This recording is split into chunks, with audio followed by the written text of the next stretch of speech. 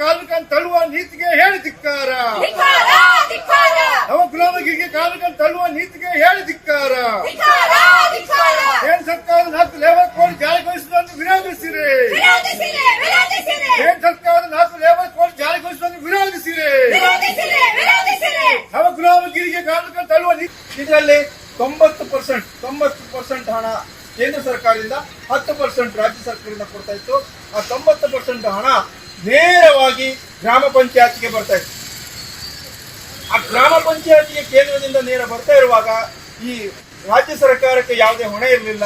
ಹಾಗಾಗಿ ಆ ಹಣ ಇವರಿಗೆ ಸ್ಪಷ್ಟವಾಗಿ ಇವರ ಬ್ಯಾಂಕ್ ಅಕೌಂಟ್ಗೆ ಹೋಗ್ತಿತ್ತು. ಆದ್ರೆ ಈಗ ಅದನ್ನ ಬದಲಾವಣೆ ಮಾಡಿ ಏನ್ ಹೇಳ್ತಾರೆ, ನಾವೊಂದು 125 ದಿವಸಕ್ಕೆ ತಕೊಂಡು ಹೋಗಿದ್ದೀವಿ ಅಂತ.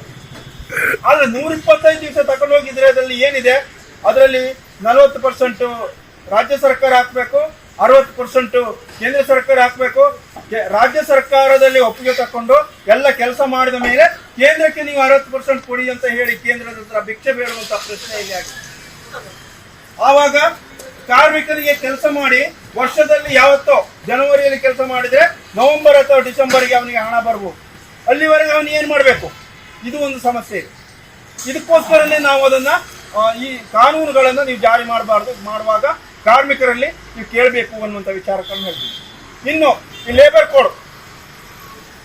ಕೋಡಿನ ಬಗ್ಗೆ ಹೋದ್ರೆ ನಮ್ಮಲ್ಲಿ 44 ಲೇಬರ್ ಕೋಡ್ಗಳಿತ್ತು. ಆ 44 ಲೇಬರ್ ಕೋಡು 78 ವರ್ಷ ಸ್ವಾತಂತ್ರ್ಯ ಸಿಕ್ಕಿ ಆದ್ರೂ ಕೂಡ ಅದನ್ನು ಚಲಾವಣೆ ಮಾಡ್ಲಿಕ್ಕೆ ಆಗ್ಲಿಲ್ಲ. ಆದ್ರೆ 44 ಚಲಾವಣೆ ಮಾಡ್ತಿದ್ರು.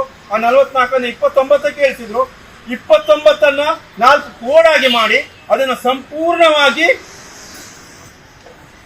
ಬಂಡವಾಳಶಾಹಿಗಳ ಪರವಾಗಿ, ಬಂಡವಾಳಶಾಹಿಗಳು ಒಂದು ವಿಚಾರ ಇದೆ, ಯಾವನೇ ಒಬ್ಬ ಕೆಲಸ ಮಾಡಿದಾಗ ಅವನಿಗೆ ಪೇಮೆಂಟ್ ಕೊಡ್ಲಿಲ್ಲ ಅಂತ ಆದ್ರೆ ಅದನ್ನ ನಾನು ಲೇಬರ್ ಕೋರ್ಟಿಗೆ ನಾವು ಹಾಕ್ಬೇಕಿಲ್ಲ.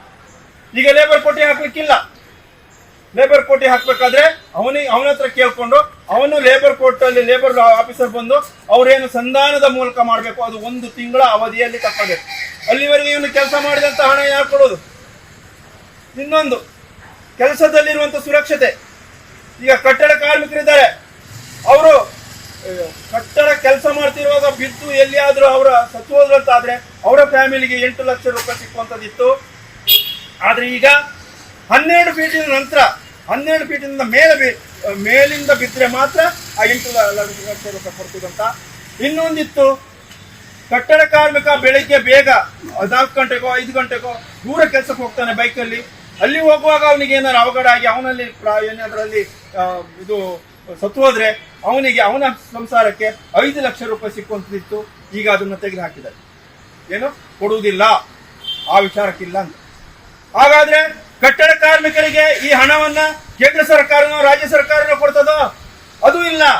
ಅದು ಕೊಡುವಂತದ್ದು ಬಿಲ್ಡಿಂಗ್ ಕಟ್ಟುವಾಗ ಬಿಲ್ಡಿಂಗ್ ನಲ್ಲಿ ನಿಮ್ಮ ಎಸ್ಟಿಮೇಟ್ ಎಷ್ಟಿದೆ ಅದರಲ್ಲಿ 10 ಲಕ್ಷದಿಂದ ಮೇಲಾದ್ರೆ ನೀವು 1% ಕೊಡ್ಬೇಕು. ನಾವೇನ್ ಕೇಳ್ತಿದ್ದೇವೆ, 1 ಕೋಟಿಯ ಮೇಲಾದ್ರೆ 2% ತಕೊಳ್ಳಿ ಅನ್ನುವಂಥದ್ದು ಕೇಳಿದಾಗ ಅದನ್ನಿಗೆ ಏನ್ ಮಾಡಿದ್ದಾರೆ ಕೇಂದ್ರ ಸರ್ಕಾರ, ಅದನ್ನು 50 ಲಕ್ಷಕ್ಕಿಂತ ಕೆಳಗೆ ಇದ್ರೆ ನೀವು ಸೆಸ್ ಕಟ್ಟಬೇಕಾಗಿಲ್ಲ, ಅದರ ಮೇಲಿದ್ರೆ 1% ಕಟ್ಟಿ.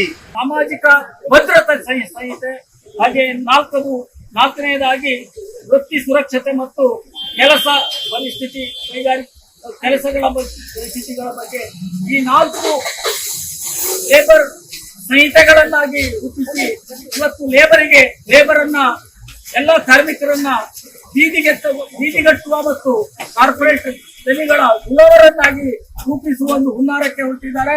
ಇದನ್ನ ಕಾರ್ಮಿಕರು ಕೊನೆಯ ತನಕ ತಮ್ಮ ರಕ್ತ ಇರುವ ತನಕ ಇದನ್ನು ಜಾರಿ ಮಾಡಲಿಕ್ಕೆ ಬಿಡುವುದಿಲ್ಲ ಎಂದು ಇವತ್ತು ಪಣತೊಟ್ಟು ಇವತ್ತು ಆ ನೀತಿ ಸಂಹಿತೆ ಜಾರಿ ಮಾಡಲು ಹೊರಟ ಕೇಂದ್ರ ಸರ್ಕಾರದ ವಿರುದ್ಧ ಕಪ್ಪು ದಿನಾಚರಣೆಯನ್ನು ಆಚರಿಸಿ ಇವತ್ತು ಪ್ರತಿಭಟನೆಯನ್ನ ಮಾಡ್ತಾ ಇದ್ದೇವೆ.